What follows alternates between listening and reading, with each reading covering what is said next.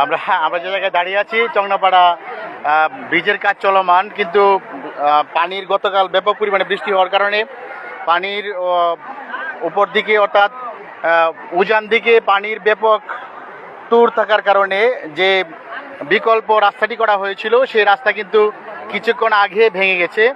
যারা চংনাপাড়া রাস্তা দিয়ে চলাচল অর্থাৎ রাস্তা দিয়ে চলাচল করার ইচ্ছুক তাদেরকে জানিয়ে রাখছি, আপাতত চংনাপাড়া এই বিকল্প রাস্তাটা তৈরি না হলে নতুন করে এখান দিয়ে যাতায়াত সম্ভব হবে না। কারণ হয়েছে যে দেখতে পাচ্ছেন যে পানির ব্যাপক ট্যুর, এখানে ব্যাপক পানির ট্যুর রয়েছে চংনাপাড়া ব্রিজ। প্রচণ্ড পরিমাণে পানির ট্যুর।